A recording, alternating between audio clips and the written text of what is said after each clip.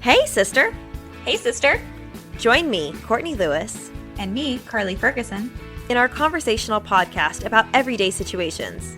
You can count on us to tell it to you straight with our own sisterly spin. Consider this a phone call with your own Southern sisters as we discuss with you personal accountability, healthy relationships, managing responsibilities, and contributing to society. Each episode will consist of straight talk and a call to action. Your sisters are calling. Thanks for answering. Welcome to Hey Sister. This is episode 27, Bippity, Boppity, Book It. Sisters, we don't know about y'all, but we've had so much fun with this month's Vacation Ready theme. My kids aren't old enough to be in school yet, but from what I understand, there's only about a month left of school across the nation, then it's summer break.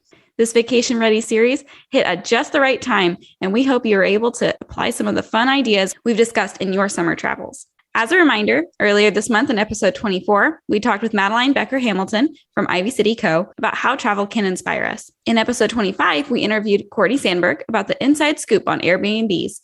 And in episode 26, we were uplifted by creative ideas for traveling with kids in our conversation with Britt Snar. Today, we want you to be our guest in an episode completely devoted to all things Disney. Our guest expert today is Alexandria Palmer, a dear friend of mine from Las Cruces, New Mexico. Although, truth be told, I think Alexandria and her family could be considered part-time residents of California, given all the days they vacation at Disneyland every year. If there's an occasion to do Disney, Alexandria has done it. Girls trip, couples getaway, immediate family vacation, extended family reunion, you name it, she's done it. Alexandria is one of the most passionate women I've ever met. Her passions ranging from essential oils and Mother Earth to Diet Coke and Disneyland. If she believes in something, you're probably going to find yourself trying it and loving it too. While we want to focus our time on Disneyland today, I would be remiss if I didn't take 1 minute to acknowledge the huge influence some of Alexandria's passions have had in my life. For starters, Alexandria and I grew our friendship through a double date initiated by our husbands. So just a little plug there for the importance of double dates, like we talked about in episode 15, Double Double Date Date. On that date, or one of the countless double dates or girls' nights thereafter, Alexandria and I would commiserate about infertility. She was the most vocal cheerleader in the earliest stage of our family's growth. She was 100% supportive of the adoption of my oldest child, my son Cruz, and I will always praise her name for introducing me to the little-known off-label fertility drug that resulted in the pregnancies of both of my daughters. Alexandria is a fiery woman, a loyal wife, an involved mom of 2 amazing kids, an all-in friend, a lover of all mankind, and a Disney enthusiast. We are so excited to have her on with us today to spread some magic as we talk about the happiest place on earth. Alexandria, welcome to Hey Sister. Hi. Well, that was quite the intro. Thank you, Courtney. I just love your heart so much. So we're so excited to get you here. And I could have made that intro 100 times longer, as you well know. Thank you. I'm so excited to be here and talk about Disneyland. So in last week's episode, we discussed family vacation tips and tricks, but we never ventured into Disneyland because we all know it deserves its own episode. Full disclosure, though, Courtney and I did not go to Disney World or Disneyland growing up. We were frequent visitors to Six Flags, which may be lower on the totem pole of theme parks. Yes, that's an apples to orange comparison. Yeah. So I went to Disney World in high school, and that's when I really saw the difference of just how wonderful it was. I've never been to Disneyland, but for those that haven't been to Disney World or Disneyland, can you explain what all the hype is about? Is it as magical as they claim? So Disneyland is really my specialty. I've been to Disney World several times, but you could do a whole different episode on that. Disney World and Disneyland, certainly in the last couple of years too, have really ventured into their own niches, one could say. But Disneyland has my heart. That's where I grew up going as a child my whole life. My mom is from Southern California, and so her family had grown up going there, and that has continued with my family of origin and then with our kids. To answer your question, yes, I think it is absolutely worth the hype. There is something found in Disneyland that is not found anywhere else in the world or in other experiences. Is there something in particular that draws you in to Disneyland that you wouldn't find, like you said, all over the world? That's pretty cool. I think what's interesting about Disneyland and the reason why, in my opinion, it is absolutely worth the time and the money, because it is an expensive endeavor. But one of the things we'll get into later is how I also do strongly believe that Disneyland can be customized for most vacation budgets. But one thing that I do think that it has that other things don't is it's an all-in experience. From the moment you arrive at the grounds of Disneyland, you are submersed in this experience. From things like they scent flavor the air, which I didn't know much later because it's so subtle, but there's this smell because smell is so associated with memories. They have every detail. Disney is in the details. There's a trash can every so many feet. They have them placed everywhere, and it used to be from how long it took Walt Disney to eat a hot dog. That's how they space them out. So there's fun little trivia like that. And the cast, so people who work at Disneyland are called cast members, and they truly are. They're putting on a performance for you in terms of their accessibility, in terms of their helpfulness, in terms of their knowledge, and in terms of what they're known for, like a cheery Disney magical disposition. It's an all-in experience from the moment you arrive at Disneyland, even just loading onto the tram to getting into the park through security, the rides. It's not like anywhere else in the world.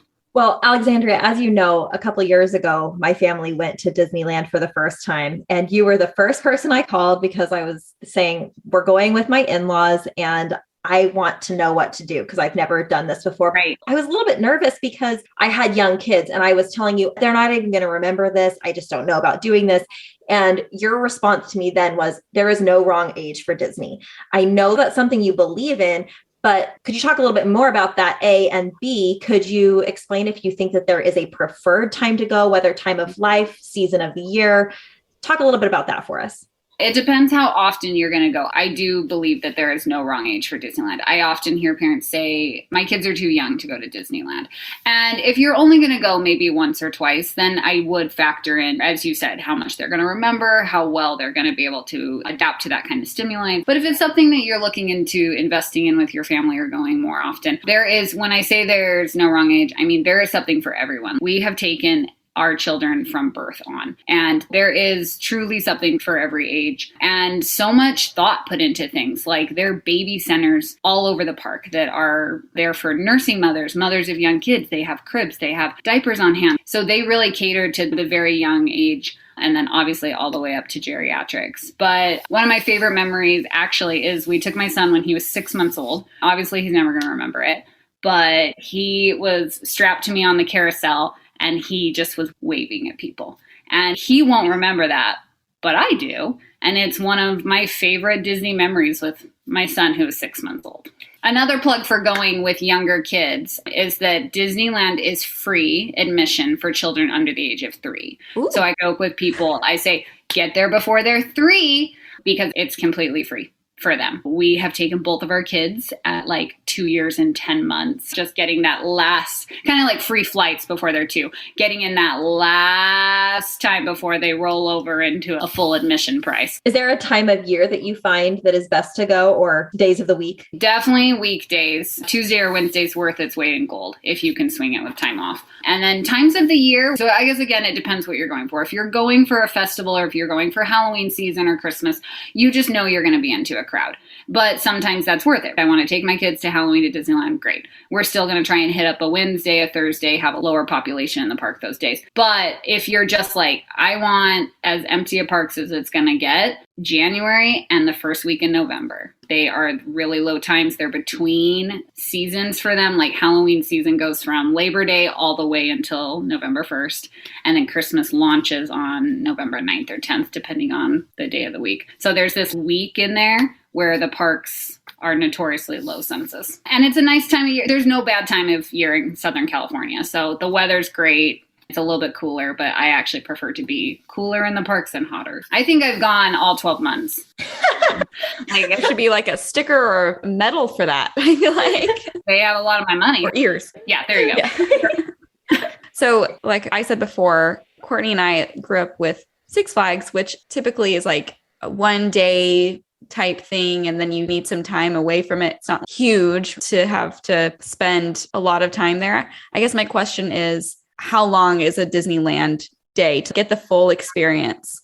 Oof, that's a good question. The younger your kids are, the more days you're going to need because you're going to take things slower, is what I would say. Another great tip about Disney is that the more days you go, the cheaper it gets. They have day passes, so 1, 2, 3, 4, and 5. The more you go, it gets exponentially cheaper.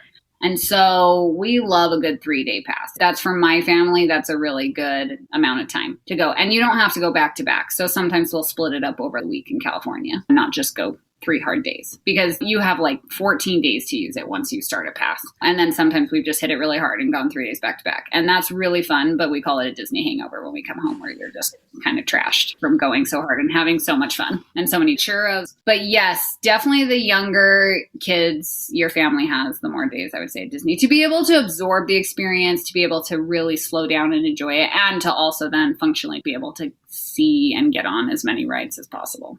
That's really interesting. I would not have thought do more days the younger your kids are. In fact, Cam and I have a trip coming up, Alexandria. I don't think I've told you this. We're actually going to Disneyland in the near future. Oh, lovely. My husband was like, when's Alexandria's episode coming? I need to know everything. 3 before 3, you've got to get it in. I know. I've got, how many do I have that are younger than 3? Just 1 right now. It's just Cash. I'll remind you. Thank you. I know. But I have 2. So Cash is free. There's some irony there. But this time we're going and we've booked 3 days. And I was giving my husband the hardest time about it because I did not want to do 3 days. I was like, have you seen our youngest child? When he gets tired, he gets super unruly and 3 days sounds exhausting with him. I'm going to end up sitting on a bench with him the 3rd day. I was dragging my feet a little bit. So to hear you say this, my husband was probably listening to this episode going, I chose right. Because I told him we're going with your family again. Like Carly's mentioning, our family's a Six Flags kind of family, go for a couple hours and then hit up Jason's Deli afterwards. Disneyland is not that experience, but my in-laws love it. And so when we go with them, it's a great time, but 3 days seemed like a lot to me. So what I love about more days is the pressure is a little bit less if you know you're going to do a couple days. So I'd say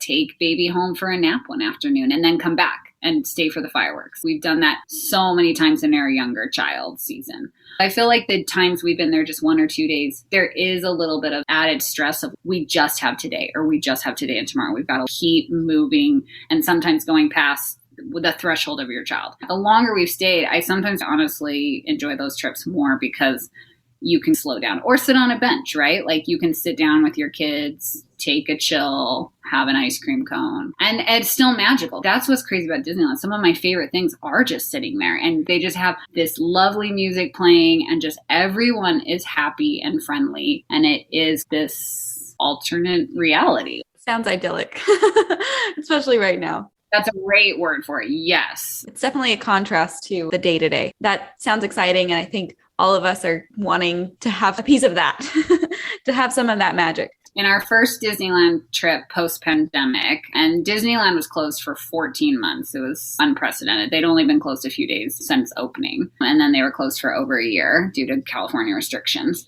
And I will say that the first trip there's like a joke, like it feels like going home, especially given what had happened in the world in the last however long, over a year since we'd gone, well over a year. It did feel like that, just such a breath of fresh air and kind of back to a simpler time, maybe a little bit. For our sisterhood, what tips and tricks can you share about planning our Disneyland trip and then navigating the actual park? When someone like Courtney reaches out to me and says, hey, we're going for a first time, this is the 5 things I tell people.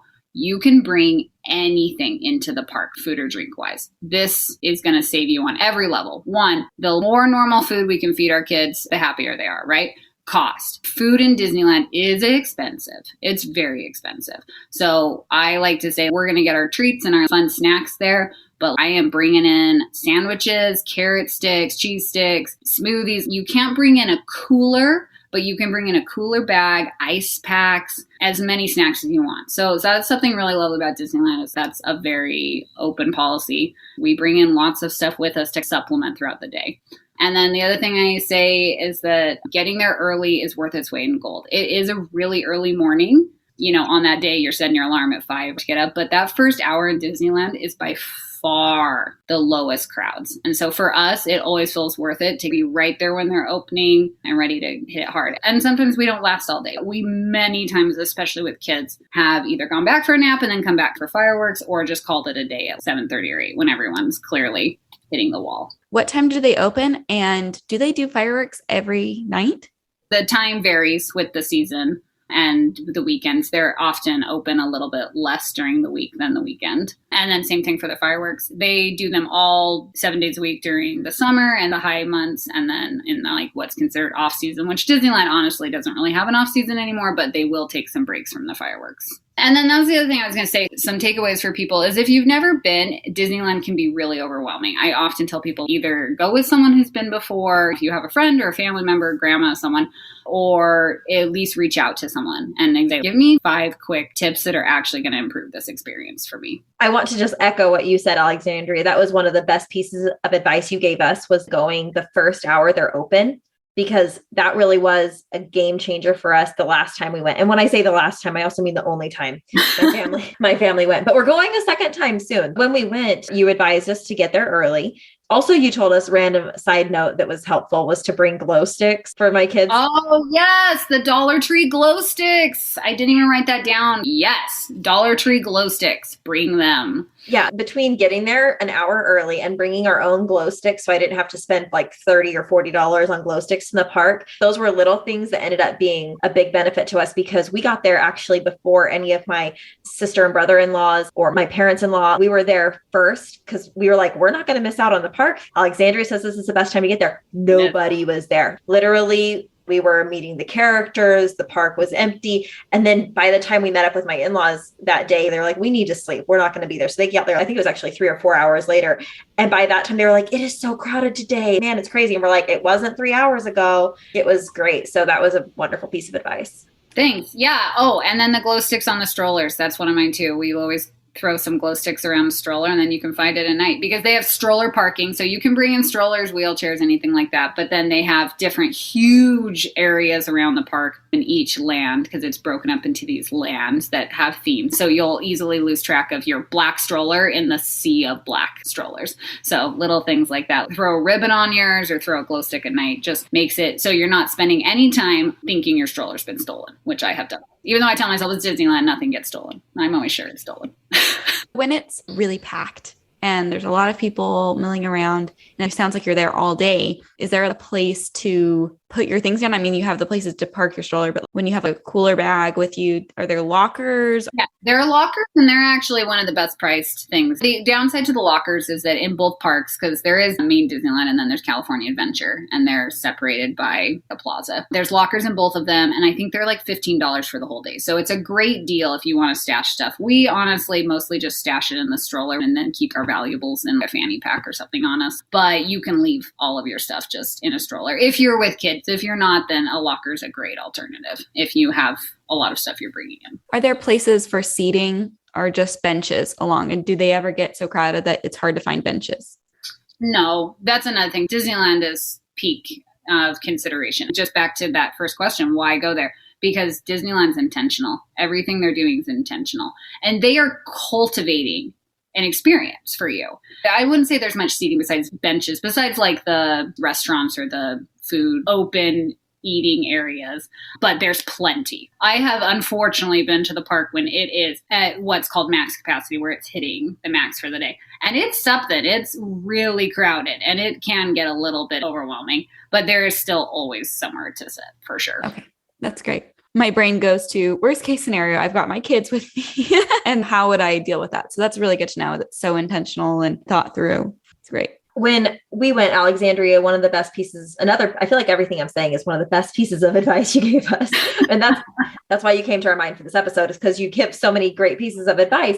But one of them was to get, at that time, it was called the Fast Pass, because you're like, you don't want to be spending X amount of dollars on a pass for the day, only to spend the whole day waiting in line. And like Carly's saying, you got these kids that might be having a meltdown. You need to sit on a bench. You want to use your time intentionally and use it well. Yeah. What can you tell us about the new Genie, or what's the new pass called? And what can you tell us about it? It's called Genie Plus, and it replaced the Fast Pass system. I will say I long for the Fast Pass days. All the changes Disney make are not always my favorite, but I'm a loyalist, so here I am. So 2 things let's talk about. Let's talk about the Genie Plus, because I did just go in February and was able to use it and figure out how it worked. It's additional money, which Disney loves to get you for that.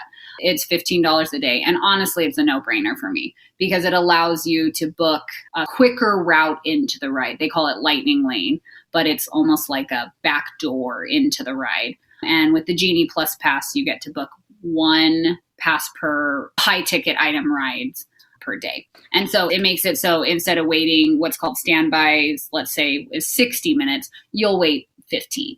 And you do that over and over. And that's all done through their app. They've moved everything online. So everything is through their Disneyland app. But it was great. It did feel very similar to FastPass in a lot of ways. And then in some other ways, I really missed FastPass, but that's all right. And then the other thing I was going to talk about, especially for people with young families, Carly, is baby swap. This is how you do Disneyland with little kids. Because the first question, what are we going to do for all the rides that our kids aren't tall enough, right? Well, they have this wonderful thing called baby swap. So if you have a child that is under the height requirement, so it's only for the rides that have height requirements, but that's the only time you'd really need it. You just say, hey, we have a baby swap. And they scan your app and your phone, and then you can switch off. So one person or partner or grandma or whoever can stay with the child while the other goes, and then they can swap. And you get to take some people with you. I haven't done the baby swap in a few years because my kids are tall enough, but I think it's like that person plus two. So it's not like you have to ride by yourself. Like if you were there with just your partner, then you would probably ride by yourself. But if you're like in a family group, you can switch out who gets to go and not have to go by yourself. And every ride that has a height requirement has a child swap. I was going to say, question on the child swap. We did not use it the last time we went. And I feel silly that I didn't. I guess we were being martyrs because I was like, we don't need to use it. It's not essential. And my in-laws were okay with watching the kids. Sometimes it worked out. But the thing I noticed that I didn't love was that when you're standing in line, you cannot stand in a line with a child who's not tall enough to go on that ride. Let's say, for example, my son was tall enough, but my daughter wasn't. It wasn't like my husband and myself and two of our kids could stand in line. They said, no, daughter can't stand in line. If you're not riding the ride, you don't get to stand in line. So that was the part that kind of stunk because you're like, wait, I'm standing off by myself for 30 minutes because those also weren't the fast pass lines. You can't do a fast pass on the rides or a lot of the rides. It did baby swap, I think. You can do a baby swap or a fast pass on those. You can't combine them. That is still true because they want to know that people who have entered the line are getting off. That's how they calculate wait times is the reason. They calculate census and wait time. But yes, there you go. That's a flaw in the system. There are many. I mean, as much as I love Disney, I always am like, why aren't they asking me for all my opinions on how we could improve this even more? I'm really liking this because I'm excited to tell my husband, who is a fan of efficiency, I'd say, with things. So when I hear that the wait time is decided by how many people are in the line, those are things that he would really appreciate. Incredibly accurate. And they pass out, I haven't seen it post-pandemic, but for many years, every few people, they would hand a card. And I've been handed it many times. Will you carry this to the front? They time it. They have these time watch goings and they have all these algorithms going. And that's a nice thing with the app. You can check the wait times all day long. You can sit down and look at your phone and be like, okay, looking pretty good in Fantasyland. Let's head there. They have it down to a science. Speaking of the different lands, you mentioned earlier that there's Disneyland Main Park and California Adventure. There's a park hopper option. What do you recommend for park hopping? Do you recommend park hopping during the same day if you've got young kids, or do you recommend park hopping on various days? What do you suggest? Okay, so this is just my personal opinion. I'm sure you could find someone who tells you something else, but this is a big piece of advice I give to people with young kids. And I'm talking kids 5 or under. Any child in the group's 5 or under. Park hopping is too intense. I love to opt for just staying in one park for the day. Also, it's going to save you a bunch of money. Park hopping right now is $60 a day. So if you're like, we want to be able to go to both today, they'll charge you an extra $60. If I'm on a girls trip, if I'm with my husband, if we're adults, heck yeah, because we can take one park by storm, hop over to the other one, do that in the evening, the afternoon, or even sometimes we've hopped over because we like food at one place better and then we'll hop back over. It's a brief walk. I'd say it's no more than a 5 to 10 minute walk between the parks. But we one time on a trip where we were trying to cut money and do this on a smaller budget, we were like, well, let's just not park hop. At the time that felt like almost traitorous to me. I never not parked hop. And we were like, this is amazing. We have now spent all day with our kids in one place. We've gone to see more, do more, experience more. And it just took that extra edge of the, okay, we've got to park hop. We got to get our money's worth. We got to get over and take the new park by storm. And so if you have kids, especially young kids or kids, like I said, who are going to need a nap or be prone to that overwhelm threshold, and we all know our kids, right? Don't park hop. spend an extra day in the park. That's what I always say. But I only park hop if it's adults. Speaking of kids, Alexandria, I know that Adelina, your daughter, was diagnosed recently with a rare condition that affects her ability to walk and jump, but she still loves Disneyland and can ride roller coasters. Could you talk a little bit about her diagnosis and how Disneyland caters to those in need of special accommodations? Yes. And this is another reason, Carly, going back to why Disneyland is unlike anywhere on earth. Like I said earlier, they are intentional in everything they do. So in November of 2020, our daughter, who was 8 at the time, she's now almost 10, she was diagnosed with a condition called Perthes. We'd never heard of it. It's a rare bone disease. And I won't bore us with all the medical talk, but in short, it makes it hard for her to walk long distances or stand.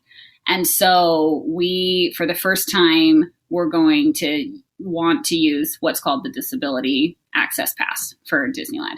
I was so stressed about it before we went last year because I had never used it. I didn't know what it looked like. I didn't know what I had to bring to get it. It was kind of a learning experience, but it exceeded our expectations. So Disneyland offers it for people with physical limitations as well as emotional or mental limitations. So for families who have children who are on the spectrum or just are going to need that extra support, Disneyland is so accommodating and so understanding. You cannot get the pass beforehand, which I think is interesting. You have to go the first day of your trip and you go to the guest services. Both parks have them, just wherever you're starting that day. And you don't have to bring anything to prove it. My daughter's condition is quite severe, but she doesn't look like she has a disability to an everyday person. So I was kind of nervous they were going to think we were making it up. I'd called before and been like, do I need to bring a doctor's note? Do I need to bring x-rays? And they were like, oh no, we believe you. It's an honor code system thing. We went and we met with someone and kind of had almost a little interview, like a 5-minute interview on what was going to make her day magical. And that's how they started it. I didn't feel in any way like we were being interrogated. The woman said, I'm here to figure out how to make your day extra magical. Tell me about what she's going to need. Tell me about what's going to be hard for her today. And at that time, she alternated between a wheelchair and a big double stroller. And so we brought the stroller just because it was easier to maneuver in the park. So they had this big tag that said, this stroller is a wheelchair for this child. And so it could go anywhere. We had no limits. We didn't have to do the stroller parking. It just for us made it so she was able to get more fast passes, essentially. Even on rides that don't offer fast passes, we were able to go in the back so that she didn't have to wait or stand as long. And she was able to take the stroller everywhere because that is something I guess I should have mentioned earlier. For the strollers, you can't take the strollers in the lines. And so some parents should be aware of that. I have seen parents carrying kids at nap time being really tired. You're not allowed to take strollers on the lines up to the ride. They do have you park them around. She was allowed to do that. And then I've had some good friends take, again, kids with kind of more of the emotional, mental needs who just waiting would be really stressful for them or overwhelming or things like that. And same thing, they've just said it's made the experience so accommodating and so magical. Nothing but love for that, especially because without that pass, we could not have done Disneyland in the way that our family used to experience it. So it did feel really nice to be able to experience a place we loved in a way that was still completely accessible for her. And it's very nice to hear the customer service is valued so highly there, or that it's taken to that level, because that's what you want to feel, is that they want you to be there and they want your experience to be magical. Yeah, it's top notch. I ended up hugging this woman because she was so kind and so understanding and just like, oh, it sounds like you actually need both parts of ours. And she just kept saying, we're going to make this day absolutely magical, especially for anyone who's had to navigate healthcare and medical world. It is not usually a magical experience. To just have someone feeling like she saw us, she heard us, and we were going to be accommodated in a way that was right for our situation felt so magical. Yeah, there is no match to the Disneyland customer service. Here's a quick story. Speaking of customer service, this is why you pay the big bucks to go to Disneyland. My mom, we were on a family reunion and my mom bought Adelina, my daughter, this is years ago when she was probably 4 or 5, a very expensive bubble wand. Why are everything so expensive? Well, she lost it like 2 hours later on a ride. She left it on a ride. We run back. Of course, it's gone. And my mom's like, oh, I'll buy her another one. Oh my gosh. And my 4-year-old's hysterical, and it's probably an over sugared, tired end of the night. So we went to whatever store had a bubble wand, and that's so generous of my mom to just be like, it's Disneyland, we'll buy another wand. But we get there and we're telling the salesperson, and my daughter's probably still like sniffling. We're like, she lost it on a ride and we're just gonna get her another one. And he was like, oh, I think this one's on us. And just took the next one out and handed it to her. I mean, maybe they don't always do that, but that is not a unique experience. I could tell 15 stories like that. Once you're in, it is be our guest. I love that. And it sounds like it's a magical place for children. You feel like you can see it through the eyes of kids. But I saw recently that you went back for your birthday. Yeah. With some friends. So it's magical for adults too? Oh my gosh, girls trips at Disneyland, there's nothing like it. It's so fun. I think Disneyland is as fun, if not maybe more, with just adults, because you get to be a kid again, but you get to ride all the fun rides and eat too many sugar treats. I've done several girls trips there over the years, and they are a special memory as well as getting to do it with our kids. Speaking of these sugared treats, what are your favorite Disney treats that you're like, that's what we're going to splurge on? The churros, they're so good. I don't know what they do to them. And then everybody loves the Dole Whips. The Dole Whips are so good. They are nothing compared to the Dole Whips that are outside. Like I'll be in Utah or something and it's like Dole Whip sold here and you'll try one. And no, they're not a Disneyland Dole Whip, which is a pineapple sorbet. And then, oh man, I mean, there are no bad treats at Disneyland, but I'm like the caramel apples, the Tigger Tails. What are Tigger Tails? It's like 3 marshmallows dipped in caramel and then dipped in chocolate and then dipped in like orange funness to look like Tigger's tail. Oh, so cute. Carly, I know what you'll appreciate. When we went to Disneyland, Alexandria was super sweet and she Venmo'd me $10 and said, try the gray stuff. It's delicious. Yes. Oh, Gray stuff. That's right. And where is the gray stuff located, Alexandria? I forget. Rose Tavern, which is the Belle-themed restaurant in Fantasyland. And the gray stuff is very good. Did you try it? Yeah, I tried it. I took a selfie with it, which at the time I felt really silly on my family vacation, taking a selfie with me in a gray stuff. But I will say it doesn't look super appetizing. If you've ever seen gray ice cream. Yeah. It's not something that you look at and you're like, oh, that's the most Pinterest-worthy dessert. Oh, but I love that. Yeah. I love that for that reason. So speaking of pictures, where are good places to take a picture? I feel like we see the quintessential in front of the castle. Are there any other spots that you're like, oh, here's a great spot? Or are there like tips around that? Look around for the Disney photographers. They know all the best spots. Is that still included in the Fast Pass?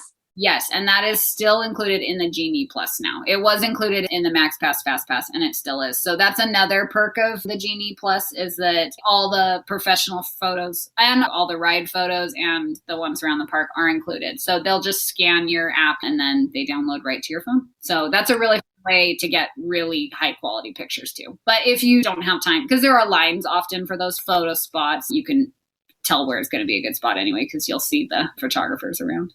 Okay. Carly, no, I have to explain this to you because this was something that was like a hidden gem. I had no idea it was going to be this amazing.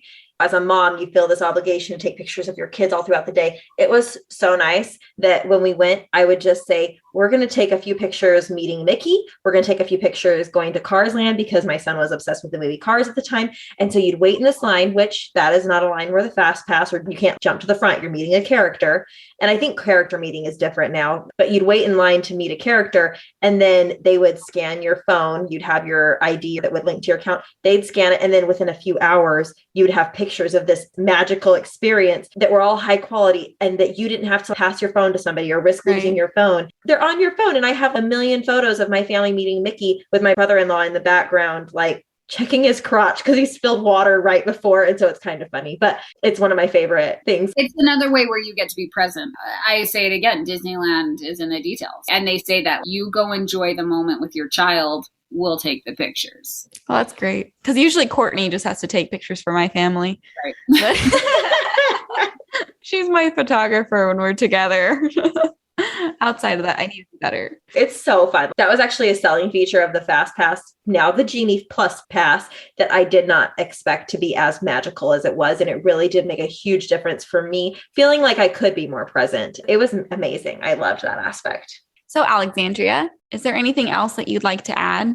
Oh, I feel like we could talk probably for 5 more hours. But one thing I will say just in conclusion, and I recently texted this to someone or DM'd on Instagram who she was like, our family's first time at Disneyland ever, advice or tips. And instead of giving her too many, because I figured she was getting a lot since it was on Instagram, I said, remember to slow down and enjoy the magical moments, because I love Disneyland, been a million times.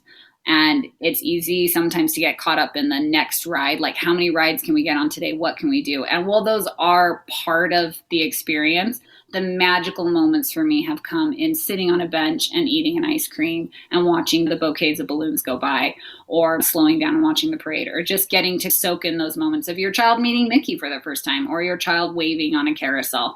Those are the moments that we joke in my family that we know we're in Disney because Alexandria is happy crying, like where I'm just like, oh my gosh, this is so magical.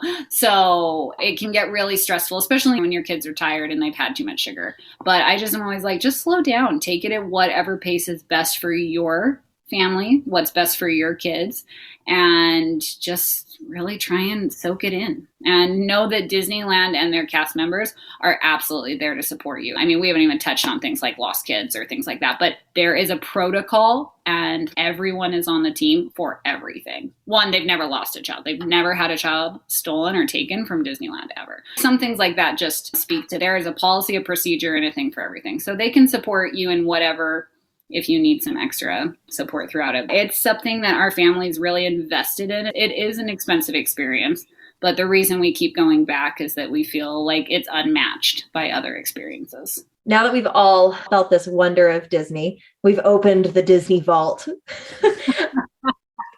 Could you issue one call to action for our sisters? One call to action, book a trip, start talking to friends, start talking to family members, listen to this podcast and just see what would feel right for your family. How would doing Disney be the right time and the right experience for your family? And how can you go into it with enough information? I always say preparation is key for Disney, with enough information that you aren't overwhelmed by it and that you can just experience what we're talking about, the memory making and that break from normal life, an escape from reality into a really magical world.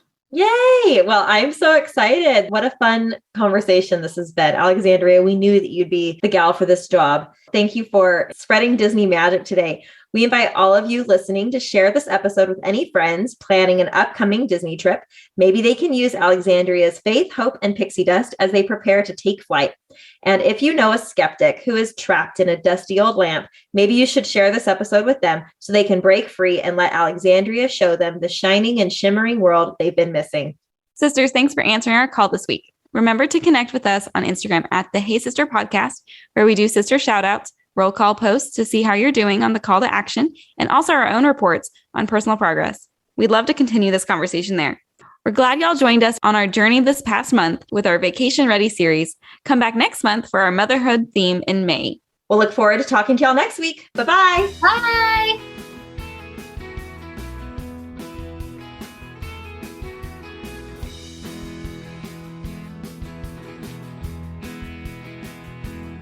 It's just the word "r" I need. Hour.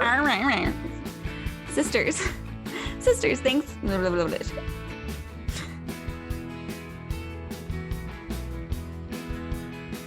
Carly, you should totally go, but don't go without help. Take a grandparent, take a sister, take Cassidy.